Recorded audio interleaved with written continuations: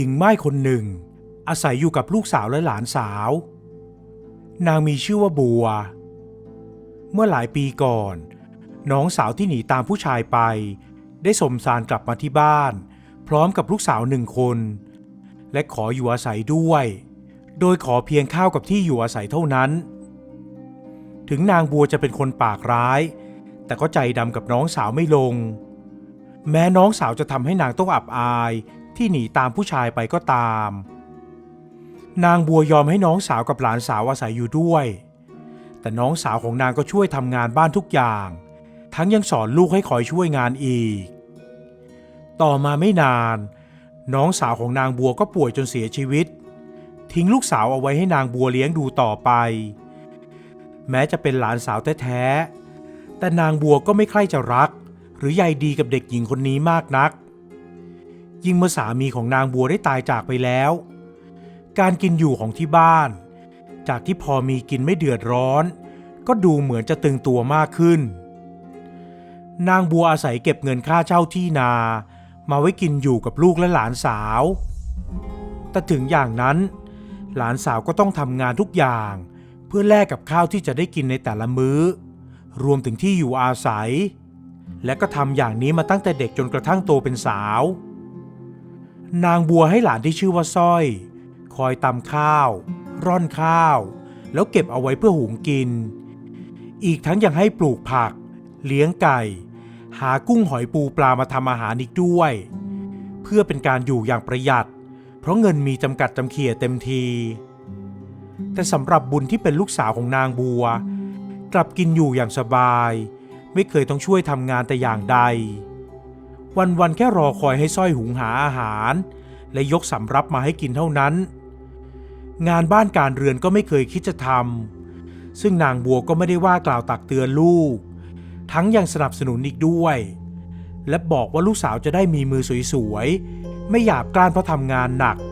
และยกให้งานทุกอย่างเป็นของสร้อยสำหรับสร้อยแล้วแม้จะทำงานหนักและเหนื่อยมากเพียงไรหญิงสาวก็ไม่เคยบ่นเลยโดยยึดถือคำสั่งเสียของแม่ที่บอกให้สำนึกในบุญคุณของป้าบัวที่ให้ที่อยู่ที่กินหากไม่มีป้าบัวเธอกับแม่อาจจะตายไปตั้งแต่เมื่อหลายปีที่แล้วก็เป็นได้แต่ผู้เป็นแม่ยังบอกอีกว่างานหนักแค่ไหนเมื่อได้นอนพักพอเช้าวันต่อมาก็จะกลับมามีกำลังเรี่ยวแรงเหมือนเดิมสร้อยจึงไม่เคยบ่นให้คนเป็นป้าหรือใครได้ยินว่าเธอทำงานหนักและเหนื่อยมากแค่ไหนต่อมาได้เกิดเหตุการณ์ที่ทำให้ฐานะทางบ้านวิกฤตเมื่อเกิดมีน้ำท่วมใหญ่ติดกันถึง2 ปีทำให้ชาวบ้านที่มาขอเช่าที่ทำนาไม่สามารถทำนาได้ชาวบ้านคนนั้นเลยหมดทุนที่จะเช่าที่ต่อไปและบอกคืนที่นาให้กับนางบัวทำให้นางบัวกลุ้มใจมากว่าจะไม่มีเงินทองเอาไว้ให้ลูกสาวและตนได้ใช้นางบัวจึงเรียกหลานสาวเข้ามาพบและบอกให้เธอออกไปหางานทำที่ในเมืองเผื่อว่าจะมีบ้านคนรวยหรือร้านค้าสักร้านที่ต้องการลูกจ้างแม้สร้อยจะไม่อยากไปเท่าไหร่แต่เมื่อได้ฟังป้าเล่าถึงสถานการณ์ที่คับขันและความยากลำบากของบ้านเธอก็จำเป็นต้องเก็บเสื้อผ้าใส่ห่อผ้าและออกเดินทางออกจากบ้านเพื่อเข้าไปหางานในเมืองสร้อยเดินทางมาจนถึงตลาดแห่งหนึ่งและได้ยินชาวบ้านพูดกันว่าบ้านของเศรษฐีนีที่ชื่อทองคำกำลังต้องการคนงานทำงานบ้านเพิ่มอีกคนแต่ไม่มีใครกล้าไปสมัครเพราะนางทองคำได้ขึ้นชื่อว่าเป็นนายจ้างที่จู้จี้จุกจิกเป็นที่สุดยิ่งตอนนี้นางป่วยเดินไม่ได้ก็ยิ่งเพิ่มความจู้จี้มากขึ้นอีกหลายเท่าบ้านนางทองคำนี่อยู่ตรงไหนหรือจ๊ะสร้อยเดินเข้าไปถามชาวบ้าน2-3 คนที่กำลังพูดคุยนินทานางทองคำอยู่อย่างออกรถออกชาติถามทำไมหรือนางหนูเองจะไปสมัครงานหรือจ้าฉันกำลังหางานทำอยู่พอดีพอได้ยินว่ามีคนต้องการคนงานในบ้านก็เลยสนใจนะจ้ะไปเป็นคนงานบ้านนางทองคำจะทนได้นานสักแค่ไหนกันเชียวคุณนายแกทั้งจู้จี้ขี้บ่นและขี้เหนียวแต่ถ้าหนูอยากจะลองไปทำงานดูแล้วก็เดินไปทางนี้นะเลยตลาดไปก็ไม่ไกลหรอก ก็จะได้เห็นบ้านหลังใหญ่โตมีรั้วรอบขอบชิดนั่นแหละหาไม่ยากหรอกขอบใจจ้าสร้อยยกมือไหว้ขอบคุณ2-3คนนั้นแล้วก็ออกเดินทางไปบ้านนางทองคำด้วยความดีใจที่จะได้งานทำตั้งแต่วันแรกที่มาถึงเมืองนี้บ้านของนางทองคำนั้นหาไม่ยากอย่างที่ชาวบ้านคนนั้นบอกจริงๆเพราะเมื่อเดินออกจากตลาดมาไม่นานสร้อยก็ได้เห็นบ้านหลังหนึ่งที่มีรั้วล้อมโดยรอบ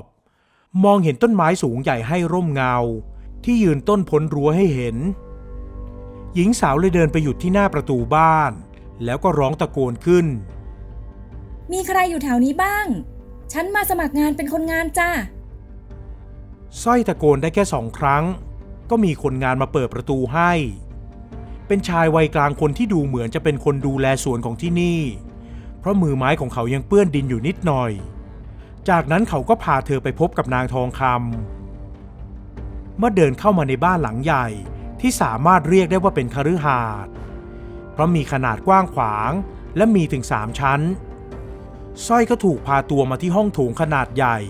ซึ่งมีหญิงชรานั่งอยู่ที่เก้าอี้ตัวยาวกำลังมองมาที่เธอด้วยสายตาคมกริบฉันไหว้จ้าคุณนายสร้อยนั่งลงที่พื้นไม่ห่างจากเก้าอี้ที่นางทองคำนั่งอยู่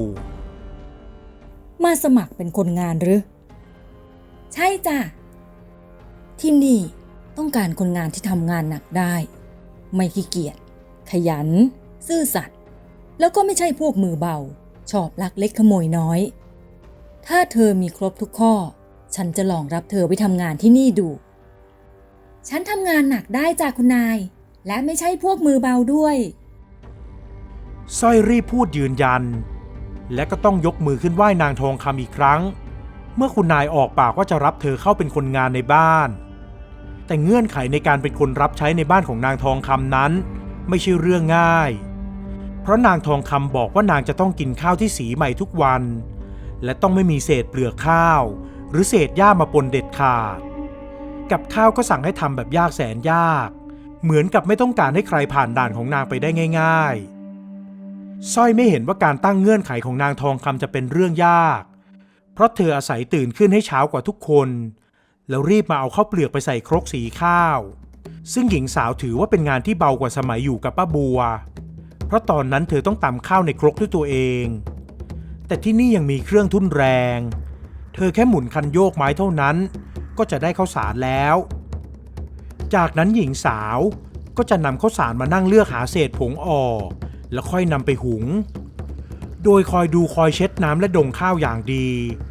ทำให้ข้าวสวยที่หุงมีกลิ่นหอมนุ่มกำลังดีไม่เละและไม่ไหม้จนมีกลิ่นส่วนเรื่องกับข้าวที่คนครัวเคยบ่นแล้วบ่นอีกแต่สร้อยก็สามารถทำได้เป็นอย่างดีเช่นการทอดปลาตะเพียนให้กินได้อร่อยโดยไม่ต้องระวังก้างหรือเมนูสุดพิสดารอย่างผัดถั่วงอกยัดไส้หมูสับหญิงสาวก็ทำได้ตามคำสั่งจนคนครัวยังแปลกใจวันหนึ่งนางทองคำเรียกสร้อยให้เข้าไปพบที่ห้องรับแขกและให้เธอช่วยเช็ดช่วยขัดทำความสะอาดเครื่องประดับที่มีทั้งทองและเพชรสร้อยก็ช่วยงานนางทองคำเป็นอย่างดีจนกระทั่งเสร็จก็เป็นคนนำไปเก็บในห้องให้นางทองคำตามคำสั่งโดยไม่มีท่าทางตาโตหรือตื่นเต้นกับเครื่องประดับพวกนั้นสร้อยทำงานทุกอย่างตามที่ได้รับคำสั่งจากนางทองคำด้วยความตั้งใจจนกระทั่งครบ1 เดือนเธอก็ได้รับเงินค่าจ้างหญิงสาวจึงขออนุญาตลากลับบ้านเพื่อนำเงินไปให้กับป้าบัวนางทองคำก็อนุญาตและบอกให้เธอรีบไปรีบกลับสร้อยเอ่ยขอบคุณนายจ้างแล้วก็รีบออกเดินทางโดยตั้งใจว่าจะค้างคืนที่บ้านป้าบัวสัก1 คืนเมื่อหญิงสาวเดินทางมาถึงบ้านป้าบัวก็ได้นำเงินค่าจ้างที่ได้จากการทำงานบ้านนางทองคำยกให้ป้าทั้งหมดแกหายไปไหนเสียนานจนฉันนึกว่าแกตายไปซะแล้วป้าบัวเอ่ยประชดเพราะเธอไม่ได้ติดต่อกลับมาที่บ้านเลยตั้งแต่ที่ได้งานทำฉันทำงานทุกวันเลยจ้ะป้าไม่รู้จะส่งข่าวให้ป้ารู้ได้ยังไงแล้วงานที่ไปทำมันเป็นยังไงบ้างฉันไปเป็นคนงานบ้านนางทองคำจ้ะ ช่วยเขาทำงานบ้านทุกอย่าง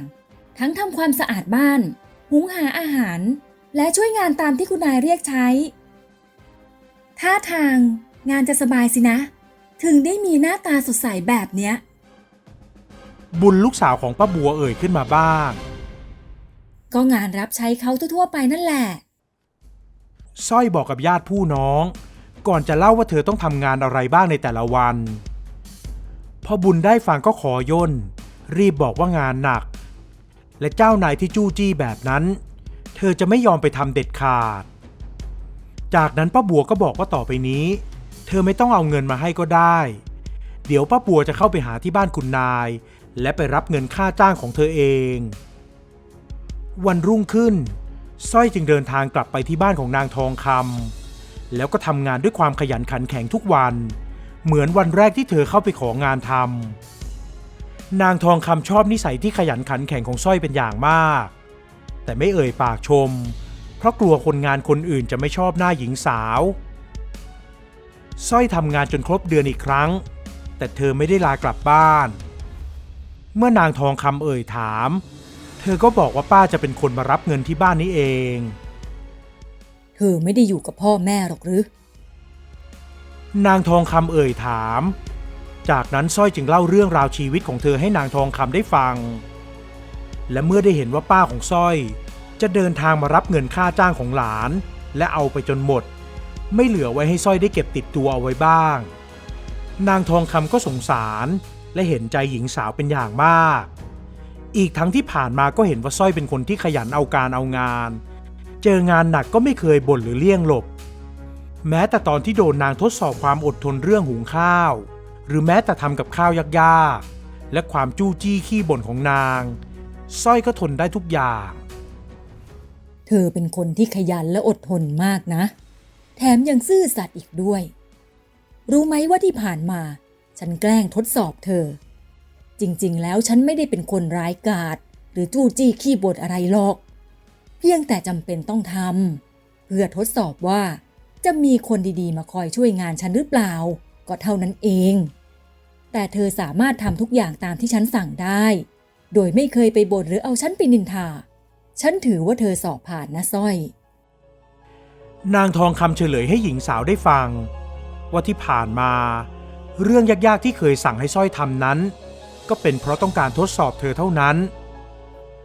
ขอบคุณจ้าคุณนายที่ฉันไม่บ่นก็เป็นเพราะว่าตอนที่ฉันอยู่กับป้าฉันก็ทำงานหนักพวกนี้เป็นประจำอยู่แล้วจ้ะ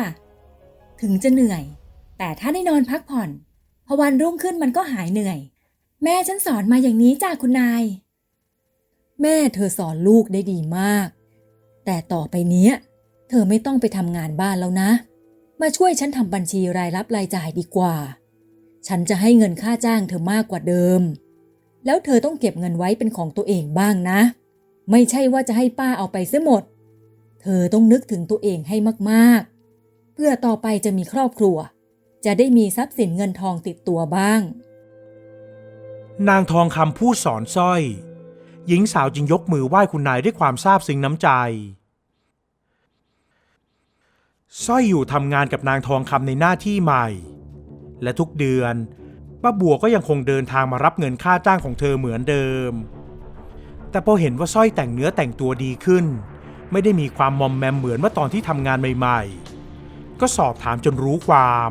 ว่าตอนนี้เธอได้ช่วยคุณนายทำงานในอีกหน้าที่หนึ่งแล้วและคุณนายก็ใจดีกับเธอมากนางบัวจึงรีบกลับไปบอกลูกสาวและให้ลูกสาวมาขอทำงานกับสร้อยด้วยอีกคนนางทองคำที่ได้รู้นิสัยของสองแม่ลูกจากคำบอกเล่าของสร้อยแล้วแต่ก็ยังรับบุญเอาไว้ทำงานด้วยทว่าบุญก็ทนทำงานได้เพียงแค่2 วันเท่านั้นจากนั้นก็รีบเพ่นกลับบ้านเพราะทนงานหนักและความจู้จี้ของคุณนายไม่ไหว